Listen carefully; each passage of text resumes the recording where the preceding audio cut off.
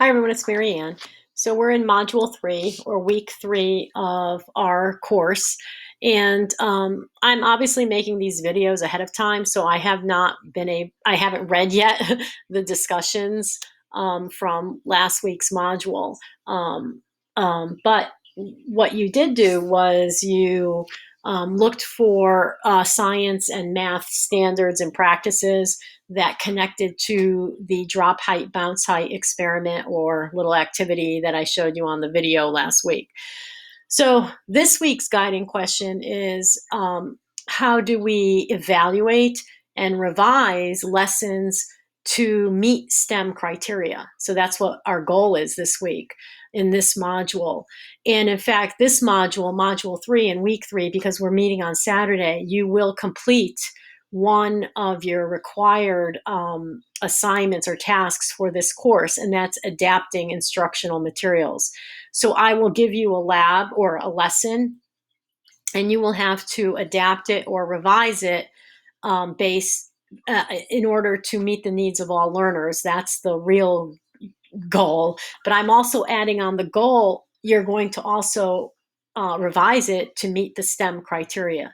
So what STEM criteria are we talking about? From module 1, you made your own list of like the 5 characteristics that all STEM lessons should have. But I have 2 other tools that you can use. So here's one where it's Design Tool 1.3 STEM Basics. So what things are in place in a quality STEM education program? And you can also replace this word with lesson or unit. And I failed in my drop height, bounce height lesson with this first one right here. I didn't have all 4 of these. If we look at the acronym STEM, I had 3 of the 4, which was really good. I had science, math, mathematics, and technology, but I was missing this engineering piece. And the kids we didn't follow an engineering design process to drive our thinking. We were bouncing the ball. We had to do a little bit of, creative problem solving when we had to use the slow motion video cameras on our cell phones to measure the bounce height accurately, but there was no engineering design process in that lesson. So one of the things we're going to start this week, this third on Saturday, we'll start with think about ways we could add in the engineering design process to that drop height, bounce height lesson. And we'll start there. That will be the first thing after, like we meet in person and do some introductions. We can pick up like who's got some ideas for that lesson. But this video is really about to and then the other design tool is 3.2, 8 criteria for STEM programs, and you have the link to this too. Again, right, number 1, an engineering design process is used to integrate science, mathematics, and technology. So like my goal is for you to start like thinking about ways that you can increase engagement in your classroom and make the science. I'm a science teacher. Most of you are math teachers. So how can we make this real for kids? And the integration is how we do it. When they start seeing application and how these, how the content and the practices are really applied in the real world, that makes it real for them. And so that real world piece, I think it was on this one, are applied to solve real world problems and challenges. There was no real world problem or challenge in my drop height, bounce height lesson, but could there be? Okay, so think about that. How can we do that? And we'll start with that on Saturday. But I'm going to take you to this website. So I'll put the link. This is a great website. It's called teachengineering.org. And there's tons of resources here. If you're looking for ways to incorporate STEM lessons in your classroom, whether you're a math teacher or a science teacher, this is a great resource. And maybe you've seen it before. If you haven't, and if you don't know the engineering design process, here it is right here. I would advise that you watch this video. I'm not going to play it now. I think it's not too long, but I'm just going to take you through the engineering design processes. We ask a question or identify the needs and constraints. So one of the little like lessons I do in my classroom is students are required to build an earthquake resistant building. Okay. So it hits talk in terms of bundling standards. That's a 7th grade lesson, and we're dealing with the Earth system standard, where there's change in the Earth over time, both on a global scale and a more local scale. So I'm talking about tectonic plates moving, which then cause earthquakes at convergent plate boundaries. And then another standard that we're addressing is in the technology standards, structural systems. So they're designing a building.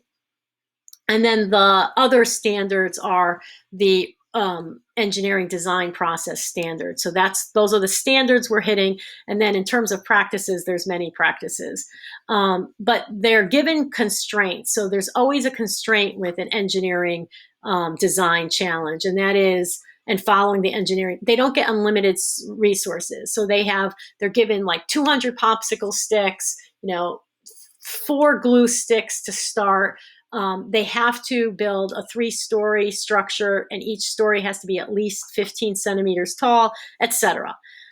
They do some research on like different types of trusses and how engineers design earthquake resistant buildings. And, they do a lot of research before they start imagining possible solutions.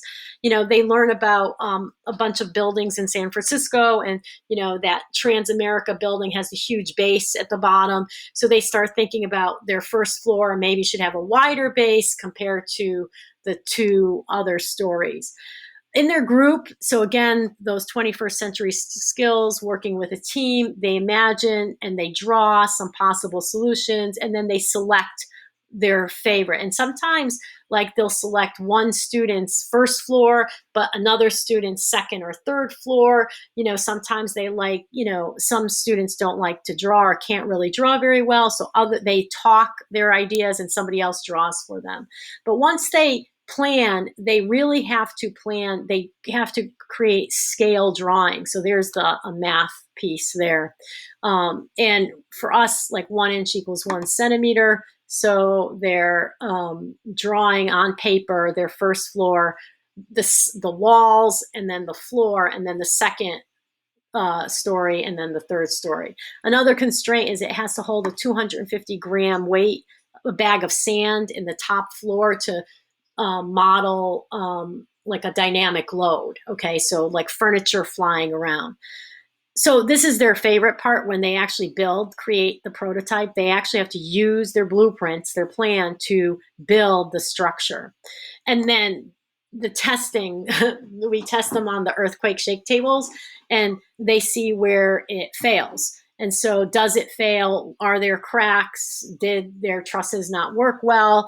And here's the key to the engineering design process. Based on these data, you revise and improve as needed. So you change your prototype and redesign. You don't go all the way back to square one, but they're able to make changes. And again, time is a constraint. They're only given so much time to do this, and then we test again. So this is the engineering design process, if you're not familiar with it. And I would encourage you to spend some time looking through here to get ideas for your classroom. But I think I'm going to give you a heads up. So if I click here, I clicked on math and physics and engineering enriched math. And this is a lesson I actually do in my classroom. Again, look, grade 7, because we have all of the heat transfer standards. There's a bunch of them. And so again, bundling, they design, this is called the Insulator Design Challenge for me, which I modeled after this. By the way, just as a sidebar, I'm using Screencastify to make these videos, and there's a whole bunch of tools down here that you can use in Screencastify. Like I can annotate on here, but this is called hot cans and cold cans. And I think we're going to do this on Saturday as well, but I think this might be the lesson that I'm going to ask you.